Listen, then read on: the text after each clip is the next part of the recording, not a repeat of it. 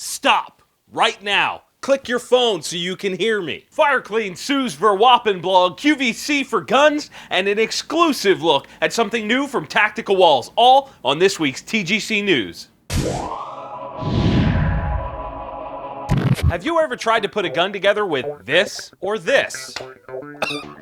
Or even this? Then you may want to consider some schooling from Sonoran Desert Institute. SDI offers courses from some of the best and brightest the gun industry has to offer. From gunsmithing to reloading to a full-on associate's degree in firearms technology. You can learn all of that from the comfort of your own home.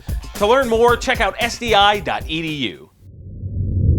Welcome back. My name is John Patton, and TGC shirts are here. You guys have been asking for months, and now you can get them. I partnered with my friends at Patriot Patch Co. to bring you guys the TGC logo shirt, the Guntrepreneur shirt, and the limited edition Guntrepreneur patch. Remember, if you buy them as a bundle, not only do you save some money, but you get a free patch from Patriot Patch as well. Check out patriotpatch.co/TGC to get yours. Now, this week's first story is an interesting and complex one, but I'm going to do my best to kind of concentrate things here.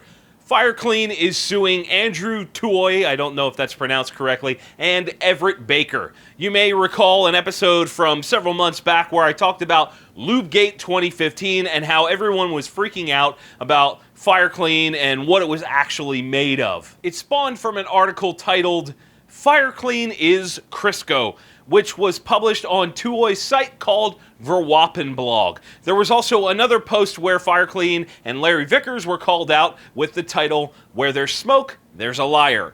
Baker falls into the suit for basically jumping into the mix and supporting the claims that Tuoy made. The story made a big impact in a really short period of time. FireClean claims that the testing that was done by Baker and Toy was pseudoscience and does not accurately tell the whole story and therefore significantly hurt the brand. So much so that FireClean claims that they are losing $25,000 a month since the post went up. So what does this mean? Well, regardless of whether or not you like FireClean or believe the article, this case has significance in the firearms industry. I've not seen an instance like this where people were so divided. On one hand, you have people that are saying, screw FireClean, I'm never spending money with them because they're suing about an honest post. And then on the other hand, you have people saying, finally, because this is basically a blogger being held responsible for posting something allegedly incorrect and damaging regarding a product and brand. My stance? Well, first off, I think holding people responsible for what they say online is a good thing. I think personal responsibility in general is a good thing. However, I hope that this does not spark manufacturers into becoming a bunch of sue-happy jerks that take people to court for honest, negative reviews and opinions. What I want to know is what you guys think of all this. Who's going to win in this David versus Goliath kind of matchup and why? Pick your sides down in the comments below. Who's going to prevail, the manufacturer or the blogger?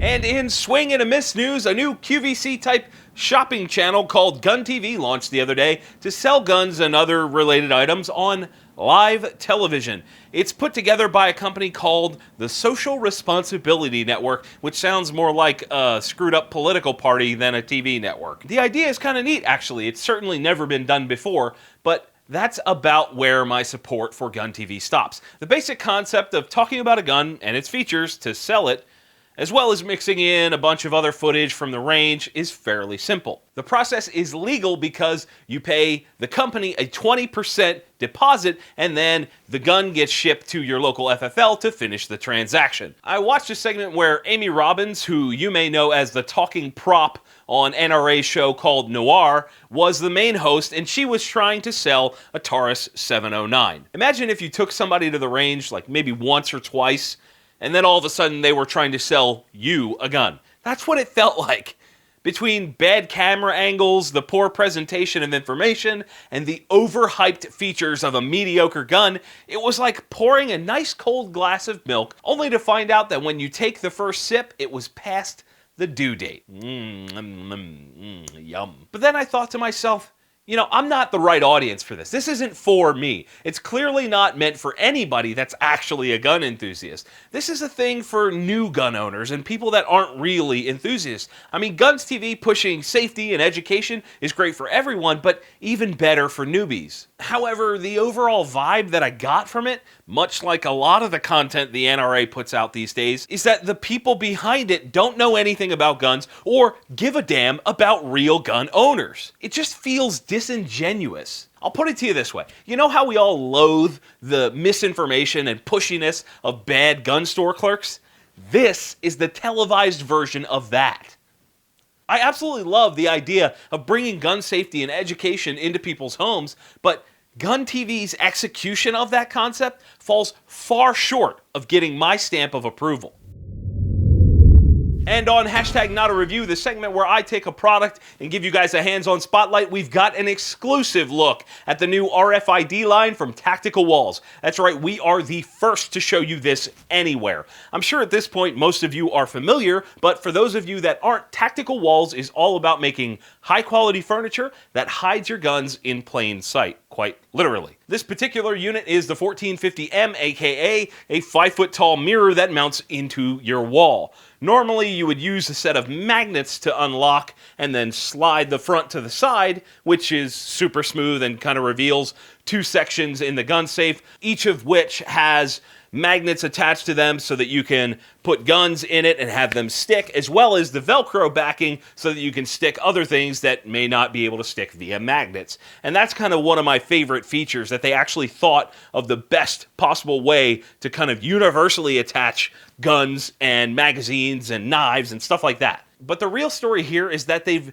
now introduced a new way to open these, RFID, using a card very similar to what you may use to get into your workplace, boop, and you open the door. You simply swipe it past the sensor and it unlocks, and then you can slide it to the side instead of using the magnets from before. Well, what does this mean? Before, in theory, any magnet strong enough could be used to open the thing. You just clip it on the side and then the lock's open.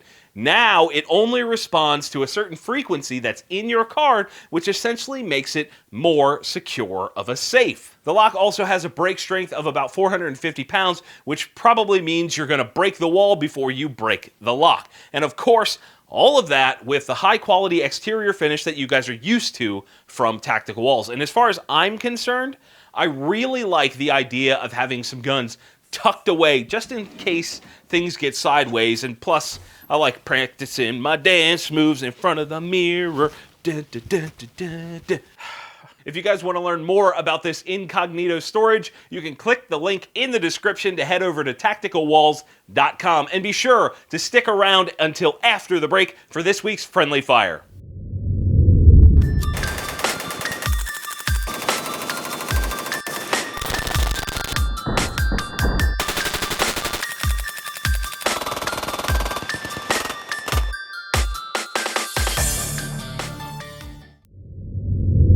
This week's Friendly Fire question is from Chason Kenneth on Instagram, and he asks, would you put a silencer on your home defense pistol? And if so, what would you look for in a home defense silencer? I actually do have a can on my home defense pistol. It's a Silencer Co. Osprey on my HK45.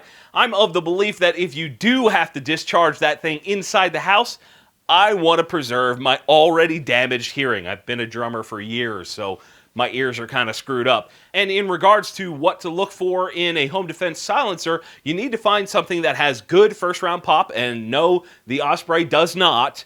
And you also need to find that same can that has good tone overall. Those are really the key elements of a good suppressor in general, but they apply even more when you're in your own home. I hope that helps, brother. My friendly fire to you guys this week, we're going to play a little word association. I say shotgun, you say... Let me know your answer down in the comments, and if you want your question answered right here on the show, you can post that on facebook.com/theguncollective. You can send it to me on Snapchat or post it on Instagram and tag The Gun Collective.